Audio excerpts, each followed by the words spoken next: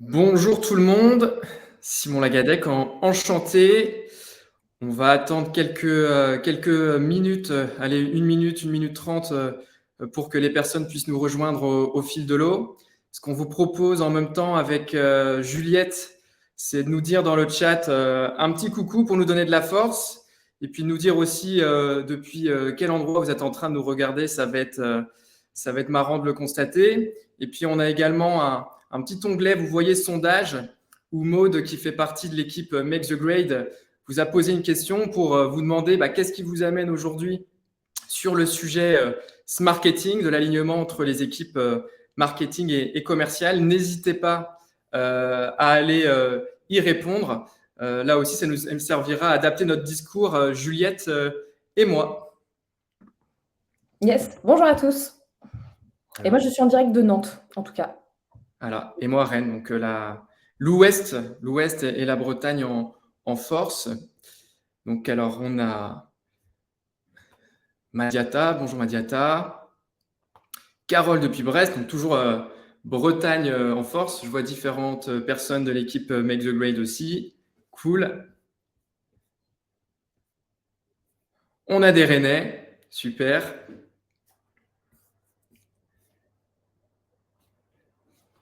Voilà, je vois les personnes qui arrivent au compte-gouttes. La West Coast bien représentée. Ah, carrément.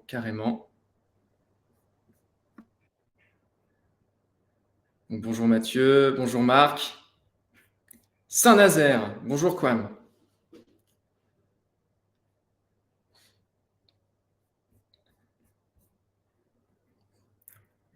Je vois qu'on a des Lyonnais aussi. Voilà, salut Elder. Parfait. Le petit sondage se remplit. Donc, on a plusieurs personnes qui cherchent à en savoir plus sur le marketing. Donc, c'est top, on va pouvoir vous initier à ça. On a certains qui veulent optimiser de l'existant. Donc, là aussi, ça va être utile. Parfait. Je vois qu'il y a du monde qui arrive. Allez, il est 12h02. Je propose d'y aller, Juliette, ça te va?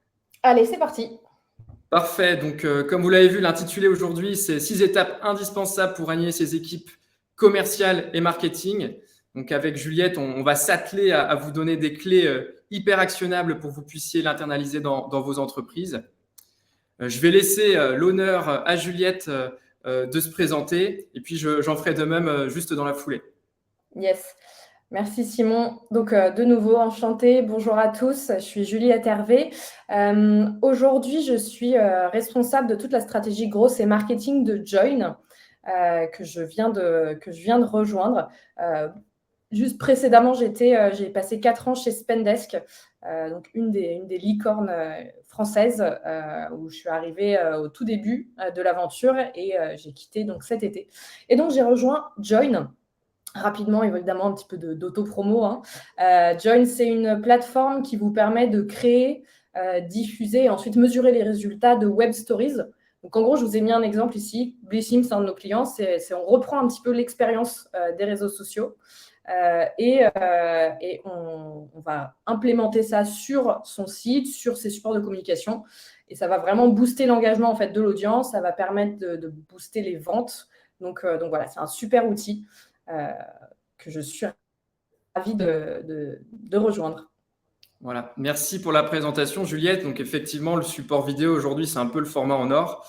Donc, je suis persuadé que vous allez avoir beaucoup de contacts pour les prochaines semaines et les prochains mois. Et quant à moi, donc, je m'appelle Simon Lagadec, je suis le cofondateur d'une agence qui s'appelle Make the Grade. Petit pitch rapide, on se définit comme une agence experte en stratégie digitale. On fait du conseil sur ces volets-là et on a 3 métiers. On a un premier métier de web design qui consiste à réfléchir et concevoir des sites internet de conversion. Pour nous, un site internet, ça doit être le premier rapporteur d'affaires des entreprises. On a un deuxième métier qui est un métier de marketing. On attire des audiences cibles sur ces supports pour générer des contacts, les acculturer, les rendre acheteurs de nos solutions. Et on a un troisième métier qui est un métier de productivité commerciale qui consiste à aligner les efforts marketing que je viens d'évoquer avec les actions des forces de vente terrain. Voilà, donc notre mission, c'est faire de l'acquisition de nouveaux clients, mais aussi de la fidélisation des clients existants. Et pour ça, on est partenaire d'une solution CRM que beaucoup d'entre vous connaissent, qui est HubSpot. Voilà. Donc, on en parlera avec grand plaisir. Et aujourd'hui, on va surtout parler du scope marketing et commercial et de la frontière qui allie les deux.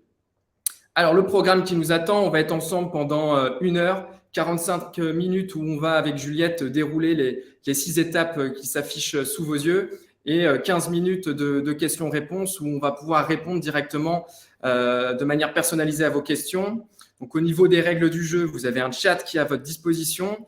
On a Maude, que vous voyez en photo sur la droite, qui va s'occuper de la modération, donc sans faire de mauvais jeu de mots. Et vous pouvez poser vos questions au fil de l'eau dans le chat. On y répondra avec Juliette avec grand plaisir à la fin. On va également vous poser quelques petites questions et vous poser quelques petits sondages au fur et à mesure de la présentation. On voulait vraiment avec Juliette que ce webinaire-là soit interactif avec vous. Donc, même chose, vous aurez toute possibilité d'y répondre.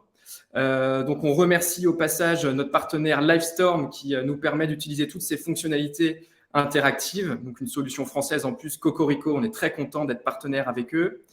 Et donc, sans transition, on va parler en premier lieu de comment en fait définir avec qui vous allez vouloir interagir avec votre équipe marketing et votre équipe commerciale, donc les personas, ainsi que leur parcours de conversion. On va directement ensuite aller regarder le marketing finalement, comment ça se structure, comment ça se processe avec un document qui s'appelle le SLA, donc pour Service Level Agreement. On ira s'intéresser aux statistiques que vous devez piloter, suivre, aussi bien dans le scope marketing que commercial. On ira vous donner des process, comme par exemple le principe de Sales Playbook, qui vont grandement vous aider pour convertir des prospects en clients. On ira également vous donner des petits tips pour que vous ayez les bonnes routines entre vos équipes pour que la communication entre elles soit fluide. Et on terminera par le côté outils, qui fait partie de la structuration aussi, pour que vous ayez une stack marketing puissante pour terminer 2022, commencer 2023, bref, approche long terme. Donc, on va bien s'amuser aujourd'hui. On va commencer directement par la définition des personas. Donc là, on est bien évidemment sur un scope lié à la méthodologie inbound marketing et je vais laisser le plaisir à Juliette. C'est une de ses spécialités fortes, le plaisir de définir ce qu'est un persona. Complètement. Un persona, bon, j'imagine que vous savez quand même un petit peu déjà de quoi on parle. C'est un personnage qui va être, en fait, on va essayer de donner une personnalité à notre client. Évidemment, on en a plein, mais comment on peut faire en sorte d'avoir une sorte d'entité qui représente notre client. Donc, c'est un personnage fictif, mais à qui on va donner des attributs de vraies personnes. On va, pour ça, faire tout un tas d'entretiens avec des clients, des prospects, pour pouvoir identifier en fait des critères et des comportements communs de toutes ces personnes-là pour vraiment essayer d'identifier qui est notre client. Et vraiment, ça va être super, super important de bien avoir ces personas-là de définis, parce qu'en fait, vous ne pourrez pas avoir des résultats aussi bons si vous n'avez pas bien identifié qui sont vos clients, qui sont vos top clients aussi. En ce moment, on parle aussi beaucoup des anti-personas. Donc, bien identifier c'est qui mon persona, c'est qui mon anti-persona aussi, avec qui je ne vais pas perdre de temps. Et en fait, en ayant bien identifié toutes les caractéristiques et où est-ce qu'ils vont chercher de l'information, ça va permettre à l'équipe marketing de se dire, OK, typiquement, là, je suis en train de faire ma recherche de persona comme je viens d'arriver chez Join. Et typiquement, comme moi, mon audience, c'est les marketeurs, les growth, etc., je me rends compte qu'ils vont pas très souvent à des événements en physique. Donc, ma question, ça va être, est-ce que finalement, il faut qu'on aille sur des événements en physique ou pas? Parce que finalement, si notre audience n'y prête pas trop attention, c'est important de pouvoir identifier en fait où est-ce que le bon message va pouvoir être poussé à la bonne personne au bon moment. Et donc, ces personas, on va s'en servir, comme je le disais, pour définir sa stratégie marketing, toute sa stratégie de contenu. Et ça va être extrêmement important aussi, en effet, pour l'onboarding des nouvelles personnes de l'entreprise, pour qu'elles puissent bien comprendre c'est quoi votre marché, c'est quoi votre persona, c'est à qui on s'adresse pour pouvoir vraiment bien vendre la solution que vous proposez aux futurs clients. Ouais, exactement. Et puis pour te compléter, Juliette, souvent on associe le côté persona uniquement au métier marketing et communication en interne. Il faut vraiment le voir plutôt comme une ressource globale qui va aussi intéresser le service commercial. On a également rajouté le service client, le succès client. En fait, aujourd'hui, chaque nouveau membre d'une entreprise devrait, dans son processus d'onboarding, lorsqu'il arrive, avoir en fait accès dès les premiers jours aux fiches persona, avec l'ensemble des éléments qui les constituent. On va les voir juste après, parce que ça va faire partie de la compréhension du marché, ça va faire partie aussi de la façon dont ils vont pitcher autour d'eux en interne et en externe votre entreprise, et ça fait partie d'une sensibilité business que tout le monde doit avoir pour faire de la croissance et puis aussi assurer des parts de marché. Alors pour aller un peu plus loin, donc sur le persona, le pourquoi, le c'est quoi, tout le monde est plutôt en phase dessus. Sur le comment les créer et comment les itérer, nous on vous propose un petit peu cette déclinaison. Ce qu'il faut savoir, donc, si on parle d'itération, c'est parce qu'un persona doit vivre. On parle de personnes physiques, hein, donc en fait les valeurs évoluent, les tendances évoluent, etc. Donc il ne faut pas les voir comme des ressources figées. Et voici comment les entretenir. Donc déjà, première chose que vous pouvez faire, c'est un levier qui est hyper simple à réaliser, c'est réaliser des ateliers en interne dans votre entreprise, mais de le faire en multimétier. Souvent, ce que l'on voit, c'est l'équipe marketing et communication se met de son côté et va créer les personas de son côté. Et pour moi, c'est une pratique qu'il faut challenger pour aller beaucoup plus loin. En fait, il va falloir plutôt raisonner en phase de cycle de vie de votre persona. Et vous avez les différents services de votre entreprise qui vont interagir avec vos prospects et des clients à différents stades de maturité. Donc, mettez plutôt autour de la table un représentant de votre équipe marketing qui va symboliser l'acquisition, un représentant de votre équipe commerciale qui va symboliser l'activation, les signatures d'affaires, les reconductions de contrats. Mettez quelqu'un autour de la table, si le contexte de vos produits et services s'y prête, du service client, de la relation client, de la délivrabilité. Là, ça va être incarnation de la fidélisation et de la rétention des clients. Et puis enfin, on vous préconise aussi, si possible et en fonction des disponibilités, de mettre une dirigeante ou un dirigeant autour de la table pour incarner la vision de cette cible et de ces cibles prioritaires. Et de le faire vraiment en multimétier, vous allez avoir beaucoup plus facilement les véritables facettes de vos cibles prioritaires. Ensuite, vous pouvez compléter ces ateliers internes avec des enquêtes de satisfaction. Donc, notamment, on peut s'appuyer très facilement sur des NPS scores pour Net Promoter Score. Vous devez tous déjà en avoir reçu dans vos boîtes mail. C'est souvent des enquêtes de satisfaction suite à un achat, je ne sais pas moi, à la FNAC, quand on a été dans une concession automobile ou que sais-je. On va nous demander sur une échelle de 1 à 5 comment on a vécu l'expérience client, comment on a apprécié tel paramètre ou tel paramètre. Et associé à cette échelle de grandeur, on va avoir de quoi en fait directement donner quelques verbatims sur notre ressenti, nos feedbacks, etc. Et ça, c'est capital. C'est grâce à cette méthodologie, en allant directement interagir avec votre base client, que des verbatims vont se remonter sur des tendances, sur des frictions dans l'expérience d'achat, sur des éventuelles insatisfactions. Et c'est autant de sujets que l'équipe marketing va pouvoir utiliser pour créer des nouveaux contenus digitaux, interactifs, que ce soit par exemple des études de cas, des articles, des contenus webinaires comme maintenant, et qui vont pouvoir après être réutilisés par les équipes commerciales dans leurs échanges avec les clients. On y reviendra un peu plus tard. Et enfin et surtout, il faut aussi aller se confronter sur le terrain en allant interviewer directement nos clients, mais pas de n'importe lesquels. Là-dessus, notre conseil, c'est d'aller vraiment s'intéresser aux clients ambassadeurs. Souvenons-nous, la méthodologie Inbound, son point final, c'est de créer des clients ambassadeurs. Ce n'est pas juste d'être concentré sur de l'acquisition de nouvelles opportunités d'affaires. Un client ambassadeur, c'est un client qui est convaincu par la valeur ajoutée de nos produits, de nos services, et qui en moyenne, c'est une moyenne, va parler de nous à 3 personnes de son entourage. Donc en fait, on va essayer de reproduire ce modèle-là. Donc voilà, l'idée, vous listez vos 10, 20 top clients ambassadeurs et vous allez aller les interviewer. Alors, pour conclure cette petite partie sur les personas, on a un premier cadeau à vous partager. On va vous fournir en fait directement tout un process de questionnement et de structuration pour créer vos personas. Vous aurez juste à reprendre ce process-là pour faire vos ateliers en interne multimétier et pour aller interviewer vos clients ambassadeurs.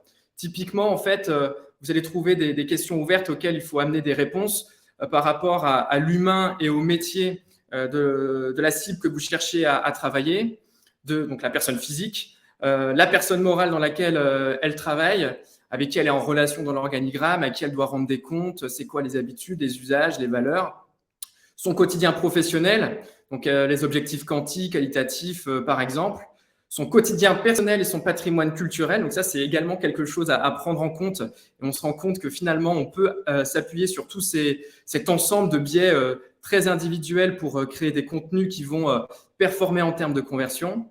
On va bien évidemment s'intéresser aux besoins et frustrations également, etc., etc., etc. Donc, on vous partagera après le webinaire, en fait, directement le lien vers le replay. Je ne l'ai pas dit, mais il y aura bien évidemment un accès direct au replay. Et vous pourrez cliquer directement sur les call to action que vous voyez ici pour accéder aux différentes ressources. Et vous allez gagner un temps incroyable. Ceci étant dit, OK pour les cibles et les personas. Maintenant, on va s'intéresser au parcours de conversion, comment on va les toucher, avec quel type de contenu. Et je laisse la parole ici aussi à Juliette. En effet, oui, ce qu'on appelle le parcours de conversion, ou quand on est une startup cool, un buyer journey, c'est vraiment comprendre comment, d'où arrivent en fait vos prospects. Et c'est là où justement il va falloir créer du contenu à forte valeur ajoutée pour les attirer vers votre marque et pouvoir commencer à répondre à leurs questions. Et en fait, vous allez créer des contenus, donc ce qu'on appelle TOFU, top of funnel, middle of funnel, MOFU et bottom of funnel, pour les emmener en fait de cette phase de prise de conscience à la considération et la décision d'achat. Et donc, c'est vraiment important d'avoir un parcours de conversion solide et on en parlera un peu plus tard dans la partie quelle data suivre, mais c'est important aussi de suivre quels sont le nombre de leads, de MQL, de SQL, d'opportunités de clients à chaque étape et quels sont les taux de conversion. Donc, c'est l'une des premières choses à faire quand vous arrivez dans une nouvelle entreprise, ou en tout cas, faites-le si ce n'est pas déjà fait, de vraiment bien analyser votre funnel actuel et où est-ce qu'il peut y avoir quelques fragilités et où est-ce qu'il va falloir apporter un petit peu de soutien à votre funnel. Il faut bien avoir en tête une statistique. En fait, nos cibles, lorsqu'elles rencontrent une problématique qui les frustre dans leur quotidien, qui les ralentit dans leur métier, le réflexe pour 8 personnes sur 10, donc ça c'est une vraie statistique prouvée et itérée, c'est d'aller taper leur requête ou de l'évoquer en audio pour aller chercher des réponses directement sur Google. Donc c'est énorme. Le but du jeu, c'est que derrière, les contenus qui constituent les réponses, ce soient les vôtres et pas ceux de vos concurrents. Donc là aussi, on a un second cadeau qu'on vous partagera après le webinaire qui va permettre de votre côté, une fois que vous aurez fait votre travail sur les personas, de cartographier finalement les parcours de conversion avec différents types de contenus et puis de prioriser la création des nouveaux contenus qui sont à réaliser de votre côté ou de capitaliser sur les contenus existants aussi pour bien cartographier tout ça. Et le but du jeu, ça va être d'avoir, en fait, comme l'indiquait Juliette, de combler les brèches où vous n'avez pas de contenu entre la phase de prise de conscience où la personne rencontre un problème, la phase de considération où on va s'éduquer et rechercher les solutions pour pouvoir lever les problèmes, et la phase de décision où ça va être vraiment la prise de contact avec votre entreprise pour faciliter le jeu, quoi. Donc, on a un panel de contenu qui peut s'adresser à chaque phase. Et l'idée, ça va être de vous aider à clarifier tout ça. Donc, vous aurez tout ça après l'échange. Donc, on a travaillé toute notre stratégie inbound finalement. Maintenant, on va s'intéresser à comment on crée du lien et comment on structure la relation d'affaires finalement interne entre le service commercial et le service marketing. Et ça va se passer à travers la création d'un document qui s'appelle un SLA. Pour Service Level Agreement. Et je vais laisser là aussi Juliette vous expliquer un petit peu la théorie et la pratique là-dessus. Et pourquoi pas un petit use case de chez Spendesk. Je pense que là-dessus, vous étiez des coordonnées bien chaussées. Oui, c'est ça. Je ne l'ai pas dit dans l'intro, mais enfin, je vous ai dit que j'étais chez Spendesk avant, mais je vous partagerai un petit peu les datas qu'on avait grâce à cet alignement, ce très bon alignement sales et marketing chez Spendesk. Mais c'est vrai qu'on avait développé quelque chose d'assez puissant. Et je rebondis sur la partie d'avant. En fait, cette partie persona et funnel de conversion, c'est hyper important. Donc, évidemment, c'est un peu le marketing qui va leader ça, mais s'il n'y a pas l'aide, comme Simon le disait, d'intégrer avec des ateliers l'équipe commerciale, l'équipe Customer Success éventuellement aussi dans la réflexion, c'est hyper important. Et une fois qu'on a ces éléments et qu'on a déjà commencé un petit peu à s'aligner parce qu'on est tous d'accord sur c'est quoi un persona, quel est notre funnel de conversion, là, on va définir un Service Level Agreement, encore un terme un peu sympa de start-up.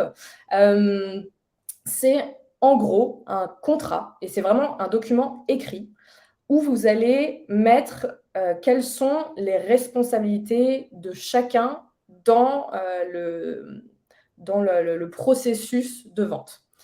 En gros, vous allez lister, OK, au marketing, nous, notre rôle, c'est de générer chaque mois X leads et X MQL, donc pour Marketing Qualified Lead.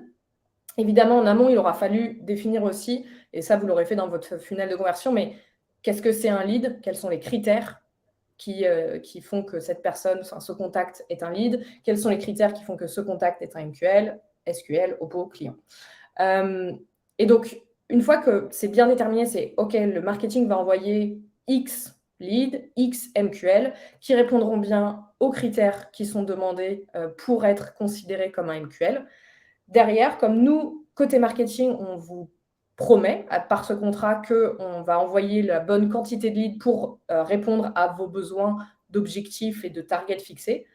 De l'autre côté commercial, nous assurons que les leads, enfin les MQL, pardon, seront traités de telle manière, en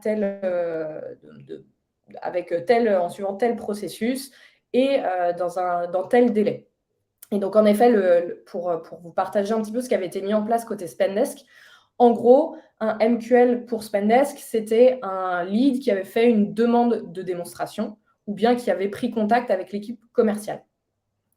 Et donc, à partir du moment où cette personne, elle passait ensuite dans une petite moulinette, un lead scoring qui nous disait qu'en effet, elle est dans le bon pays, dans la bonne taille de boîte et c'est le bon job, là, elle était envoyée à l'équipe commerciale qui, pendant les heures de bureau, avait 30 minutes pour rappeler cette personne.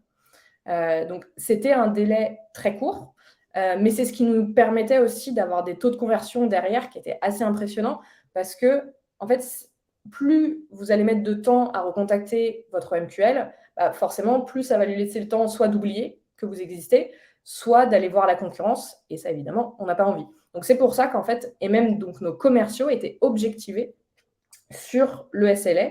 Et ils savaient qu'entre 9h et 19h, ils avaient 30 minutes. Dès qu'il y avait une demande de démo qui tombait, ils avaient 30 minutes pour recontacter cette personne. Ou sinon, évidemment, si ça tombe le soir ou le week-end, dans ce cas-là, c'est première heure le lendemain matin. Donc ça, c'était par exemple ce qu'on avait mis en place chez Spendesk. Ok, super retour d'expérience, Juliette. Simple petite question, si on voulait franciser pour ceux à qui ça va plus parler, le côté lead, MQL, SQL, comment tu peux nous expliquer ça? En gros, pour résumer, un lead, ça va être un prospect où tu vas avoir souvent le prénom, le nom, peut-être un email, un email, peut-être un numéro de téléphone, je veux dire, quelques informations, mais qui ne te permettent pas en fait de vraiment te dire c'est exactement la personne à qui je veux parler et elle n'a pas encore montré un intérêt assez prononcé pour la solution. Et donc, une fois qu'elle est passée, enfin ce lead-là, ce contact-là est passé à télécharger plusieurs livres blancs, s'est inscrit à plusieurs webinaires, etc., et que du coup, on a eu plus d'infos sur cette personne, elle est passée à travers donc, ce que je disais, un lead scoring.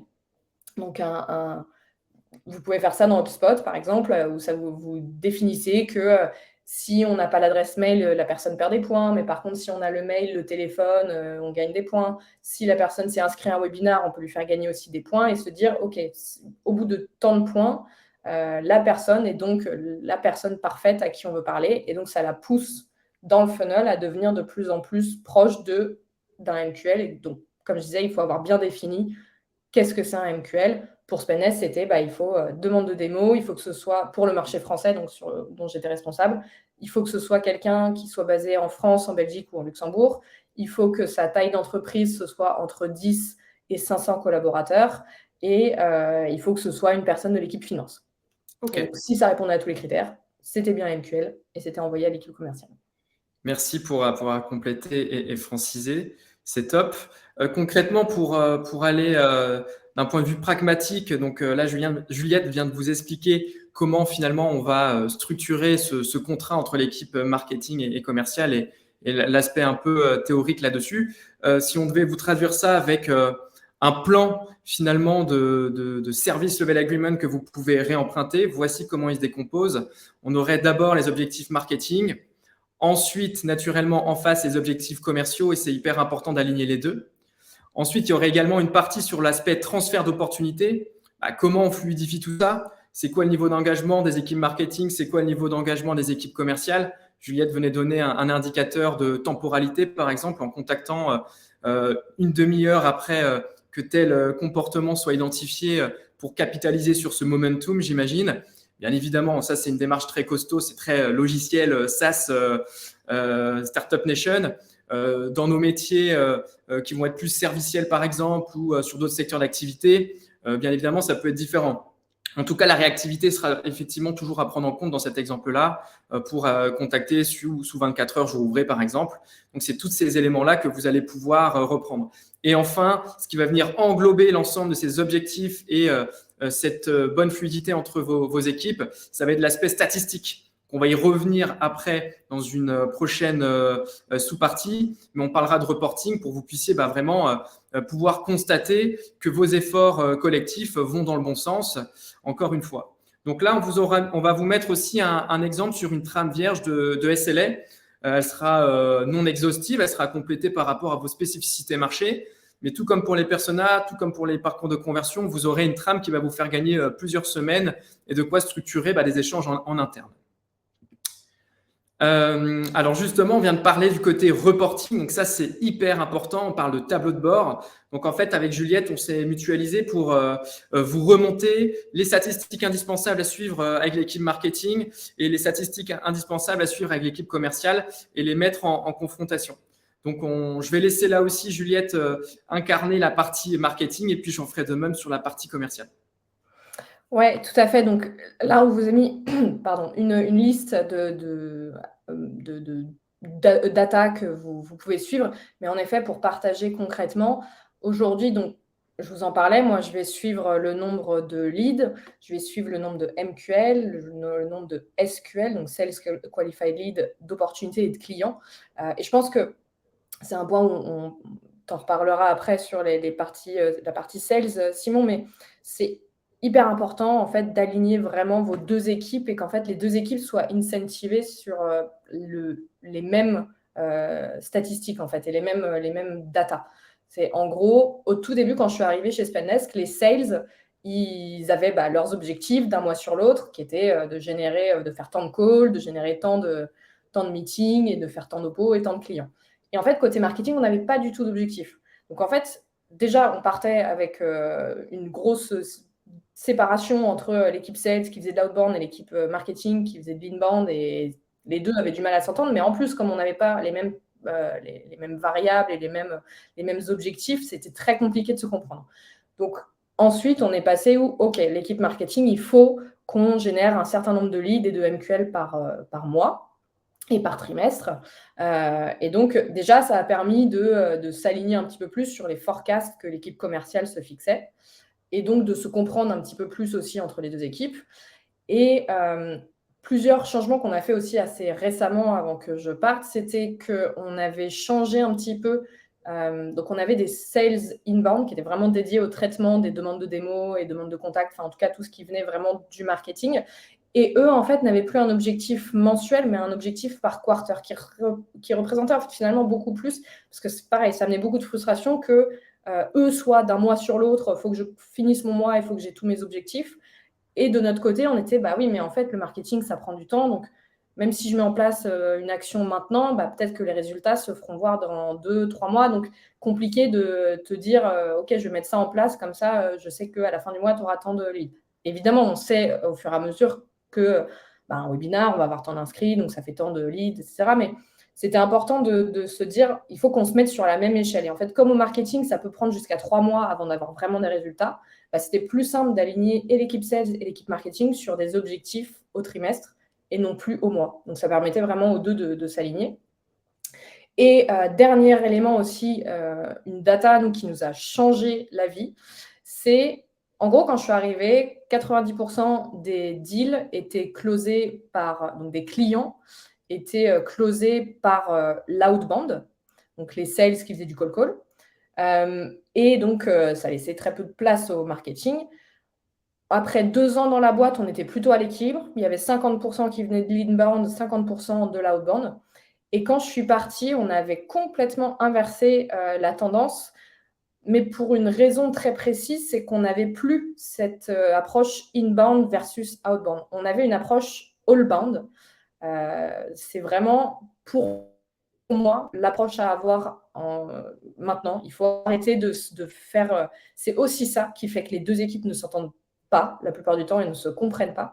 C'est comme on met l'un contre l'autre, l'inbound versus l'outbound, en fait, on n'avance pas du tout dans le bon sens. Et en fait, le fait qu'on ait changé cette approche all-bound et qu'on ait mis vraiment un point d'honneur sur on s'en fiche en fait de qui va closer ce client.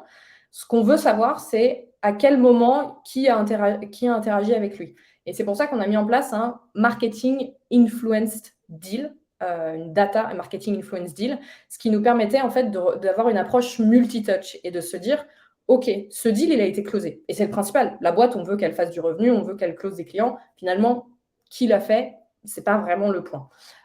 Donc, le fait d'avoir mis en place ce tracking-là, ça nous permettait de dire, en fait, au moins à un moment, le contact a interagi avec le marketing, que ce soit parce qu'ils ont vu une pub, parce qu'ils ont téléchargé un livre blanc, parce qu'ils ont participé à un webinar, parce qu'ils ont participé à un événement. Et en fait, le fait d'avoir cette approche multi-touch, finalement, ça permettait d'aligner encore plus les équipes ensemble et de se dire, voilà, regardez, on travaille en fait main dans la main. Donc, ça ne sert à rien d'être l'un contre l'autre. On avance ensemble pour ensemble closer plus de deals et générer plus de business.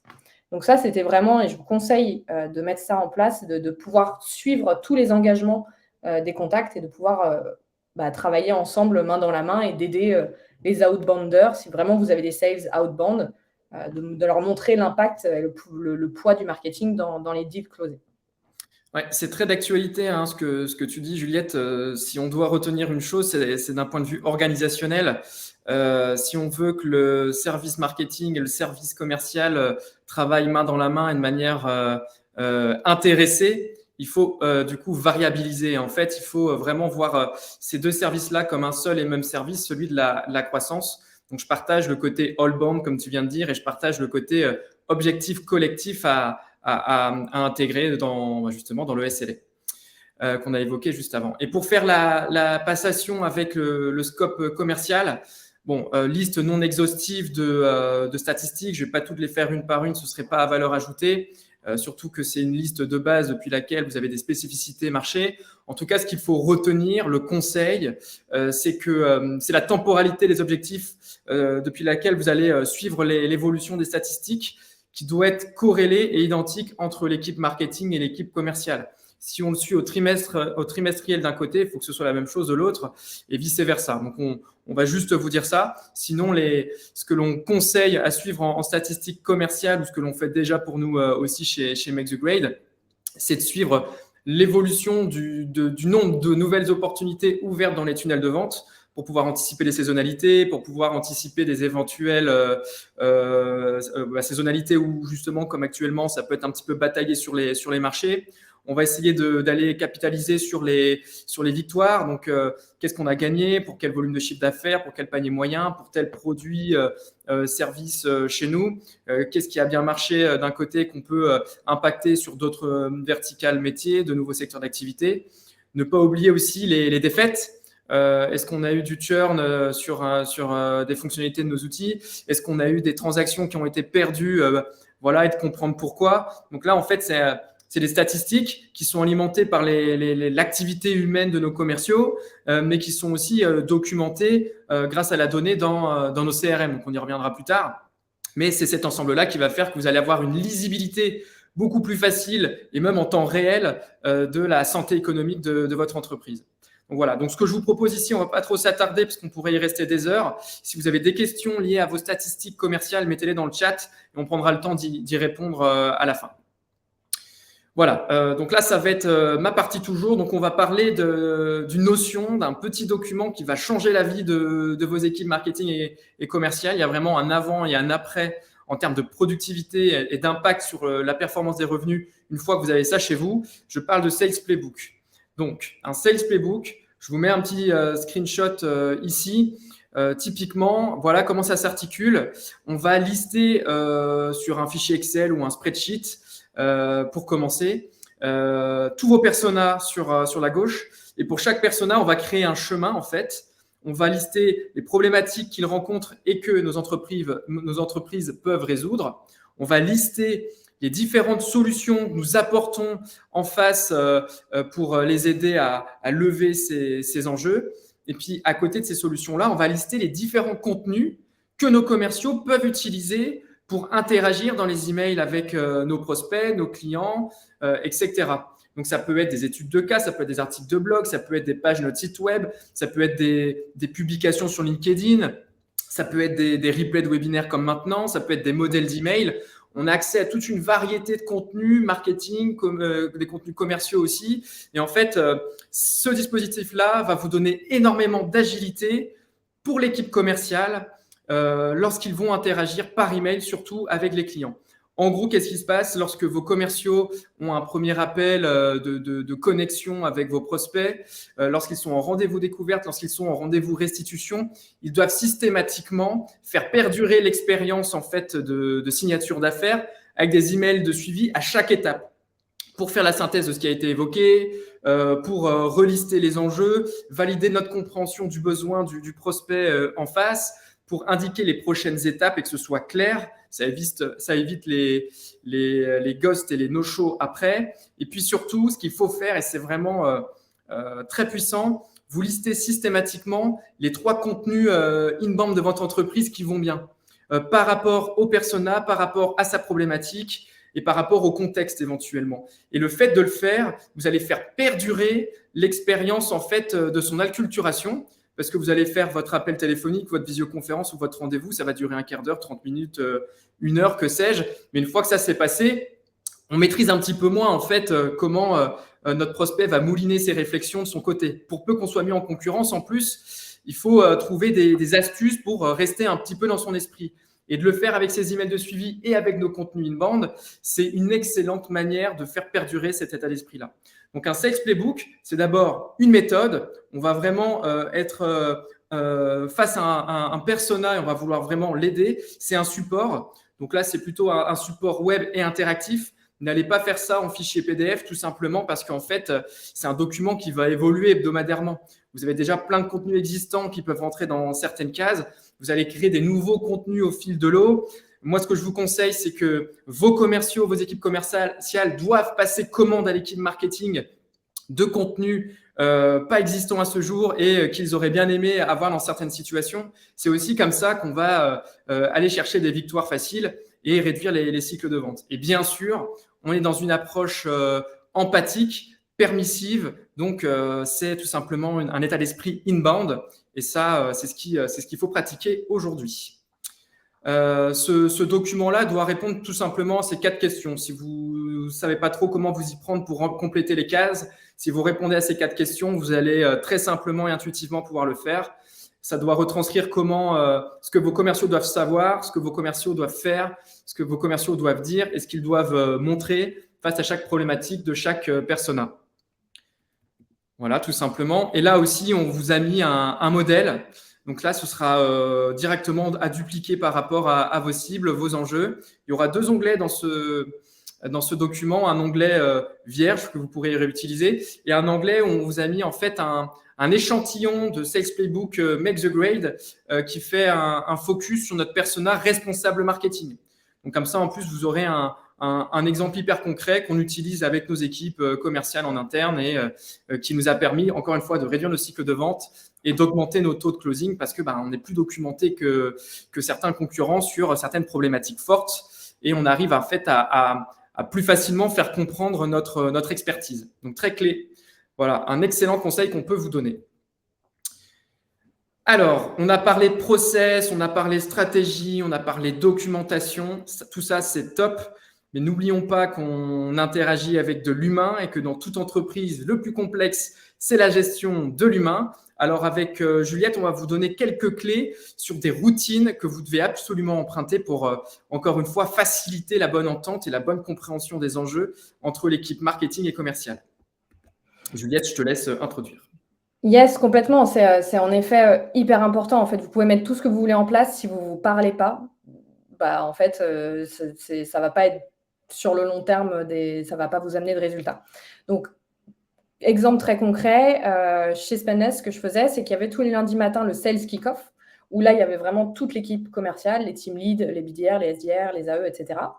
Et en gros, je participais à ce meeting-là. Alors, j'y participais, soit je parlais. Si j'avais un sujet, ça me permettait d'avoir l'audience sales en face de moi, prêt à écouter. Donc, si j'avais un nouvel e-book qui sort ou si on lance une campagne, enfin voilà, que l'équipe commerciale puisse savoir ces infos-là. Et en fait, moi, ça me permettait aussi de savoir quelles sont leurs problématiques du moment et pouvoir identifier qu'en effet, là, peut-être il nous manque une ressource. Je les ai entendus qu'ils étaient face à tel problème en ce moment avec les prospects. Donc, ça me donnait aussi des idées de contenu à créer.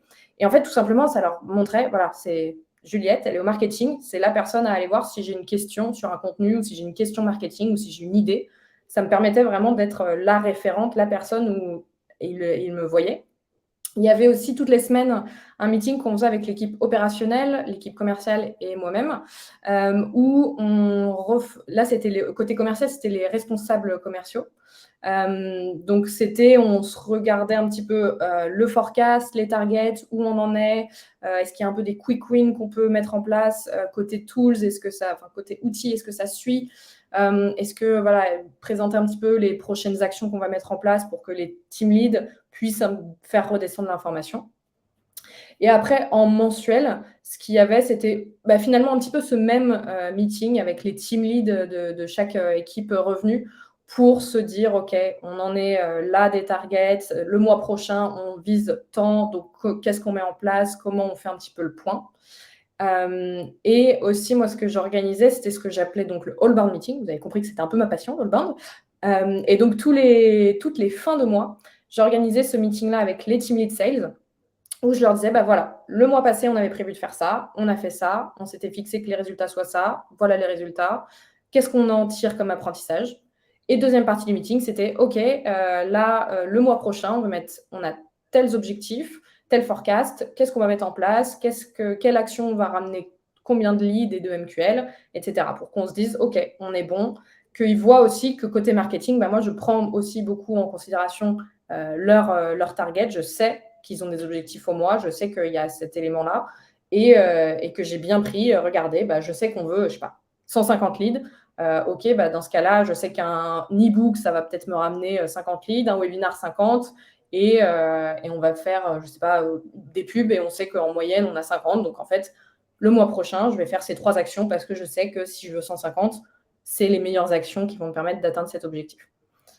Et ça, on avait aussi une approche au quarter avec résumé de ce qui s'est passé sur le quarter d'avant, donc le trimestre d'avant, et qu'est-ce qu'on va faire sur le prochain trimestre.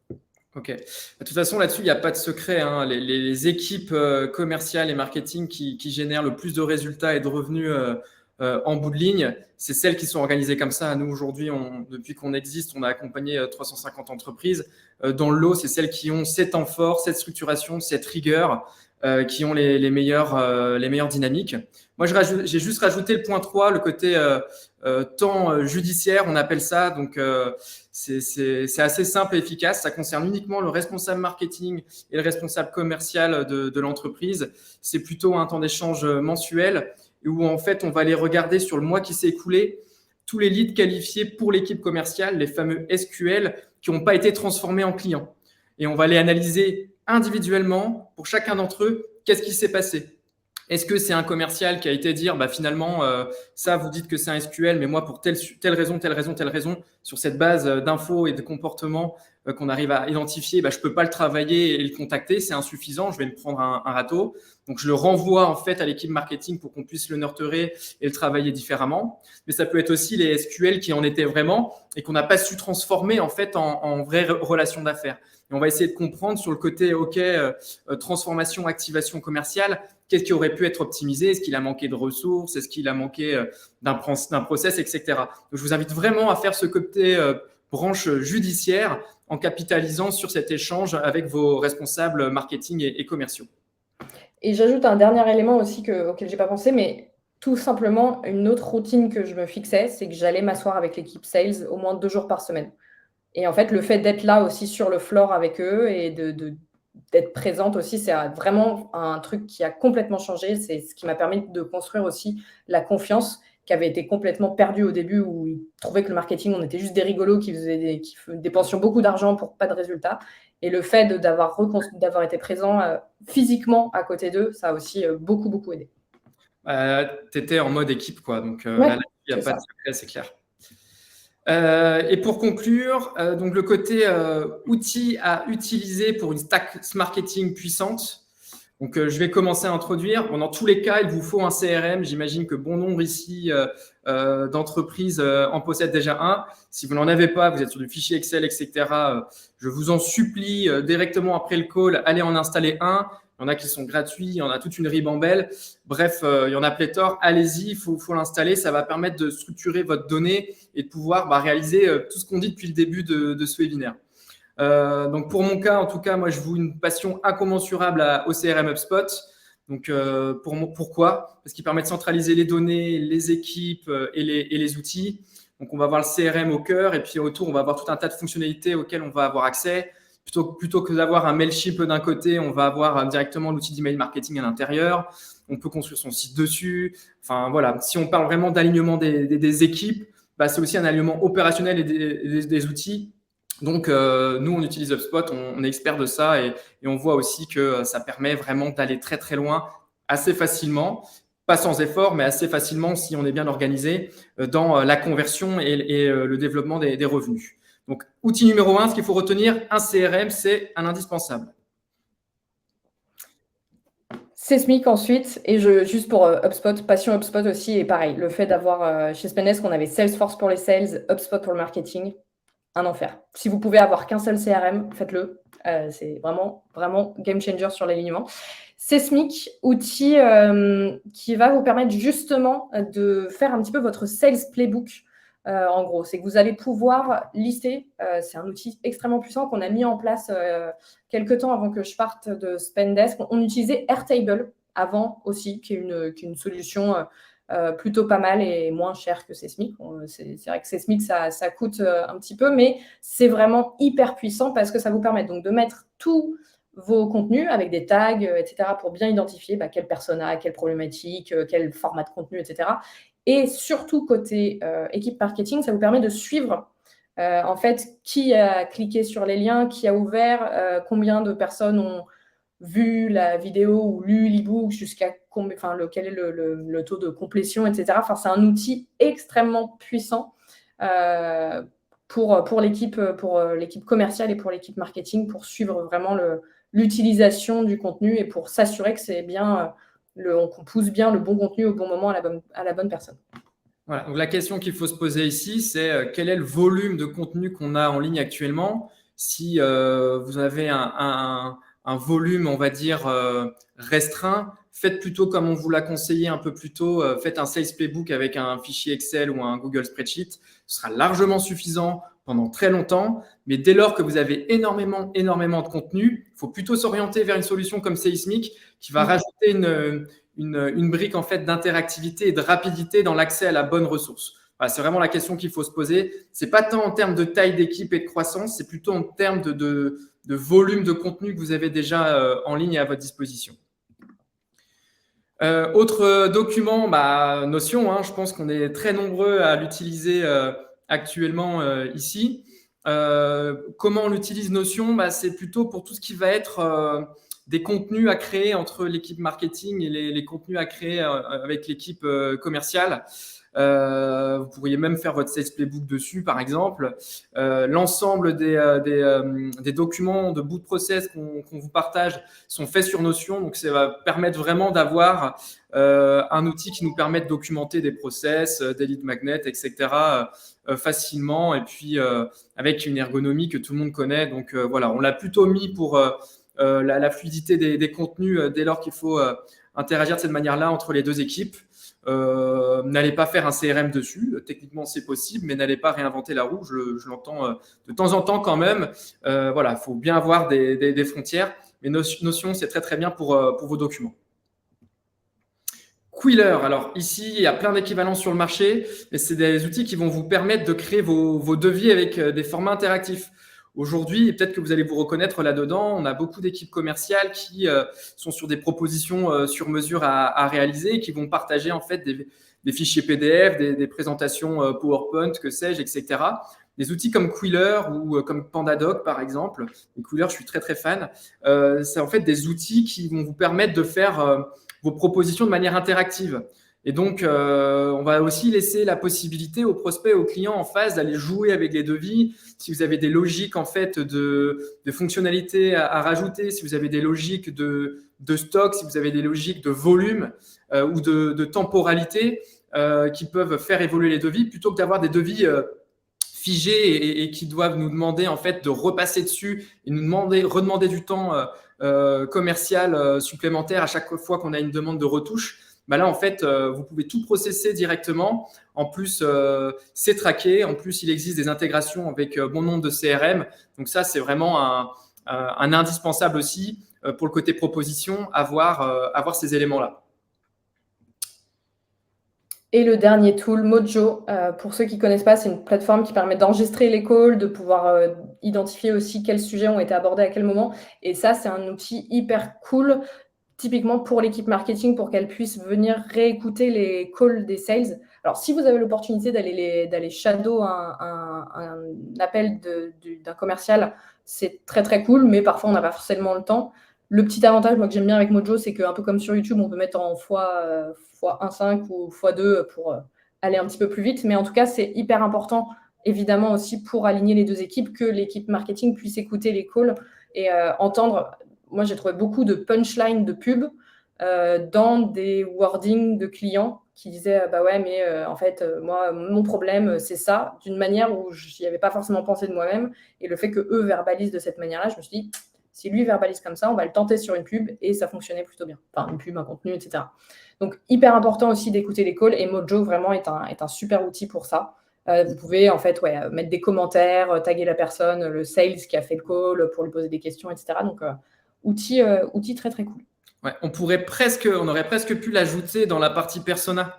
Écouter les calls, sales, terrain, etc. pour pouvoir consolider nos personas. En tout cas, comme tu le dis, pour faire du coaching interne, voilà, encore une fois, on est sur de l'humain. Les feedbacks sont des cadeaux et cet outil vraiment sert à faire tout ça. Merci beaucoup, Juliette. Merci. Alors, ça a été assez dense. On a débordé légèrement, mais on va prendre le temps quand même de faire quelques petites questions-réponses. Je vais faire monter Maude sur scène. Voilà, Maude, tu viens de recevoir l'invitation. Tu vas pouvoir nous rejoindre. Et on va pouvoir… Bonjour à tous. Salut Maude. Rebonjour Maude. Et on va pouvoir répondre à vos questions tout simplement. Donc Maude, tu as dû faire une petite sélection. Dis-nous tout. Oui. Alors, il y avait une question de Richard qui demandait comment procéder à l'analyse du funnel. Ok. Là-dessus, pour ma part, la première chose que je fais, c'est qu'en fait, je vais déjà aller dans mon CRM, regarder la data à date. Je vais regarder un petit peu comment ça se passe, quels sont les taux de conversion, etc. Donc, ça va être le premier truc que je vais faire de mon côté, vraiment en creusant à fond le CRM. Et ensuite, je vais justement aller discuter avec les team leads, sales et customer success aussi, parce que finalement, le funnel de vente, c'est aussi la partie fidélisation des clients derrière. Donc, leur montrer un petit peu mes trouvailles dans le CRM et voir un petit peu, eux, s'ils ont des éléments à rajouter, si s'il y a des choses que je n'ai pas forcément bien vues, etc. En tout cas, c'est ce que je suis en train de faire là chez Join en ce moment, c'est ce travail-là. Ok, alors, et moi de mon côté, Richard, je fais 2 choses. Les 2 choses se passent dans HubSpot, hein, sans surprise, hein, je centralise tout dedans.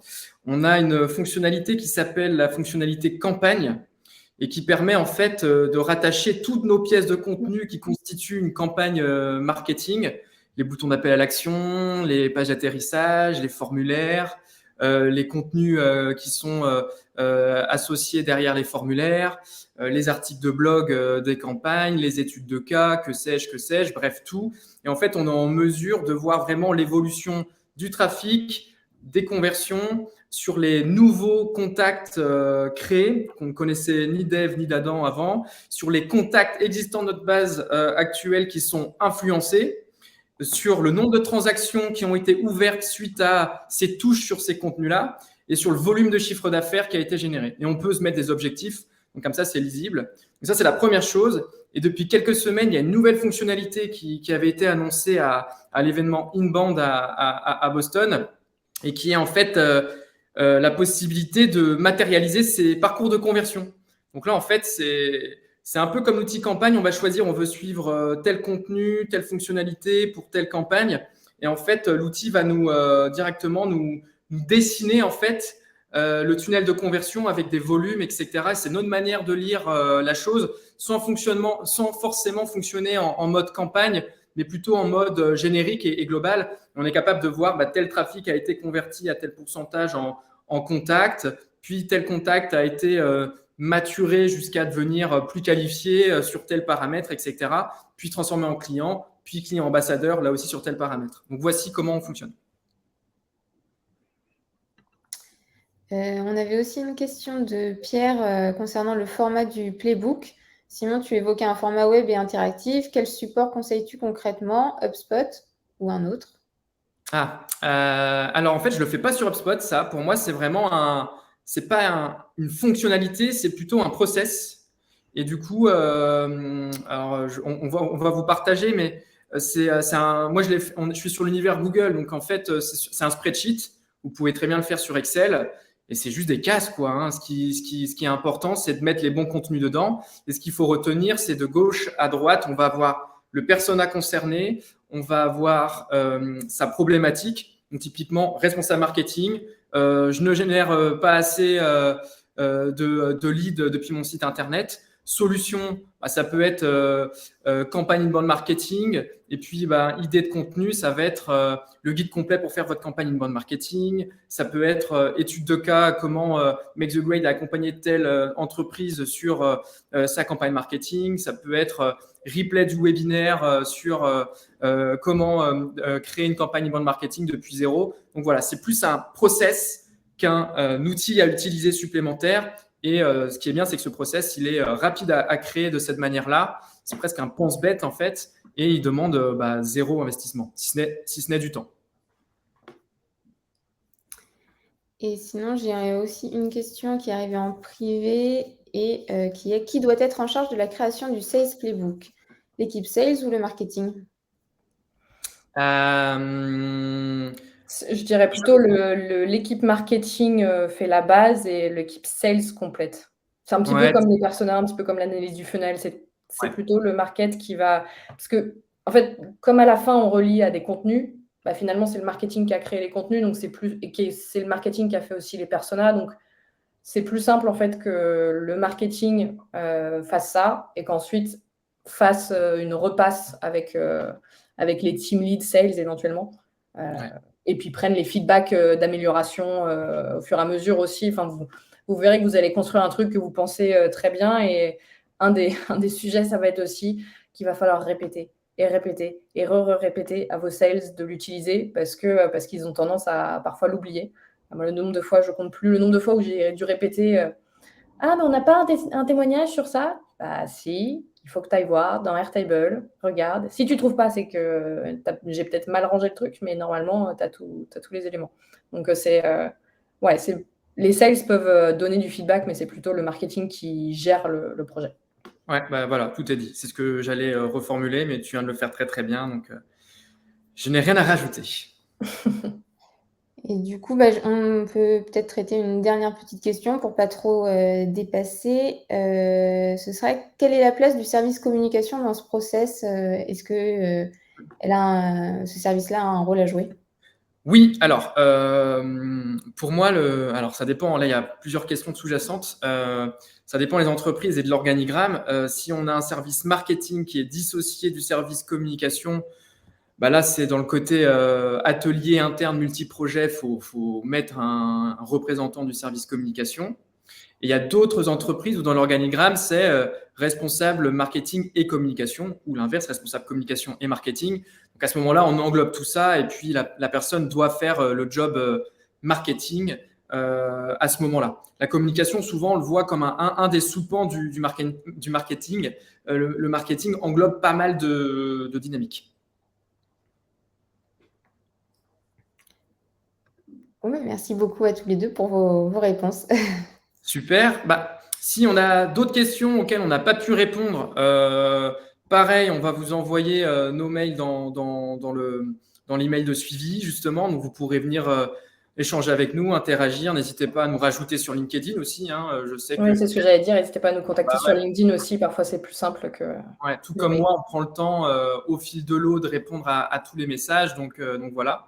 Bon, moi, j'ai adoré ce moment. C'était une grande première, ce webinaire. Donc, j'ai passé un excellent temps d'échange. Merci Juliette pour ta disponibilité et les conseils. Et merci Maud pour la modération également. Merci à tous les deux. Voilà. Oui, merci. Merci beaucoup pour l'invitation. Très honorée d'avoir lancé la saison des webinars Make the Grade. C'était très cool. Et merci à tous d'avoir participé et pour vos questions. Voilà. Et petit teasing sur celui du mois de décembre, on va parler de données, on va parler de management et on va parler de CRM. Voilà, avec un invité qui sera aussi très haut niveau sur ce sujet. Donc, on va vous en dire plus sur les réseaux sociaux là, dans les prochains jours. Bonne journée à tout le monde et à bientôt. Merci. Au revoir.